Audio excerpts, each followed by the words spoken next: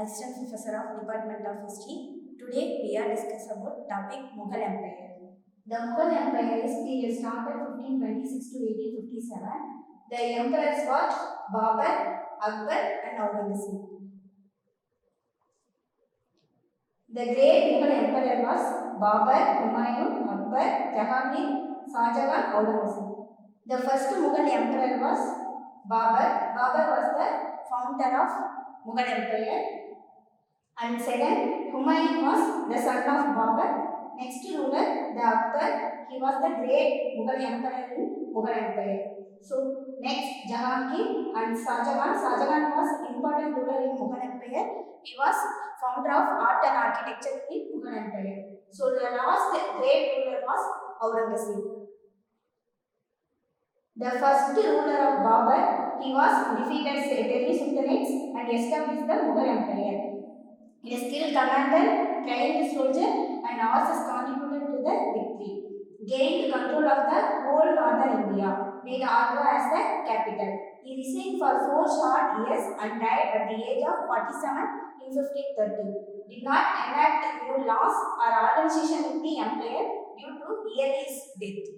The next ruler, Humayun. After Babur died, he was succeeded by his son Humayun in 1530. Humayun was 23 years old. He was not a soldier, inherited a disunited and disorganized empire. In 1540, Shah of Bengal defeated Humayun and took over the Mughal Empire. The empire was lost from 1540 to 1545. Humayun died in 1556.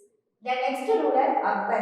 The period of Akbar, 1556 to 1605. Akbar became the new Mughal ruler at the age of 23. His mother ruled in his name for 4 years. Akbar was an ambitious and noble commander with the largest army ever in the empire. Helped to conquer nearly all of modern-day northern India and Pakistan.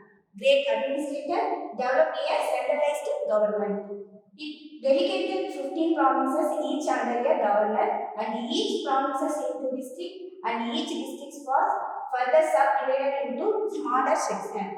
Best known for tolerance of his subject, especially Hindus, invited the religious scholars to debate in his private chambers, developed his own faith called in Deen Ilahi.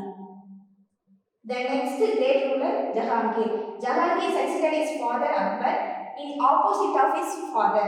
He continued many of Akbar's policies: freedom of worship, fair treatment of Hindus, continued friendship and alliance with Rajputs, allowed foreigners like the Portuguese and English into India for trade. Jahangir married Nurjahan. She became the real ruler of empire until the death of her husband.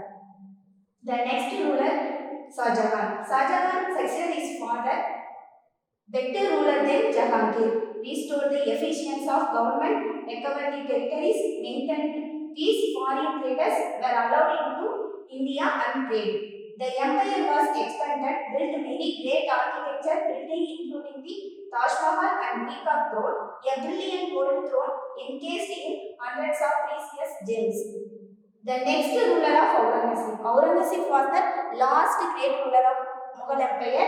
Aurangzeb ascended the throne after disposing his father and beating out of his 2 brothers.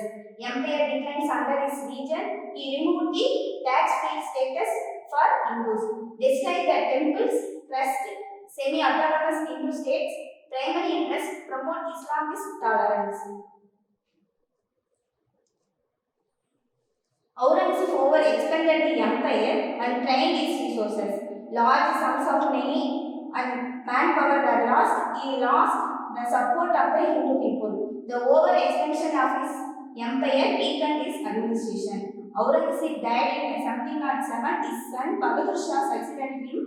Bahadur was so old by the time he ascended the throne. He only managed to live a few more years, but at this point in time, the government was so unstable and so weak. The empire was become an easy target of invasion of exploitation, first by the Persians and then by the British.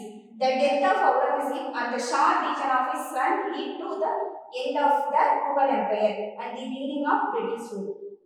Today we are discuss about Mughal Empire, the starting period of Babur and ending period of Aurangzeb. Thank you.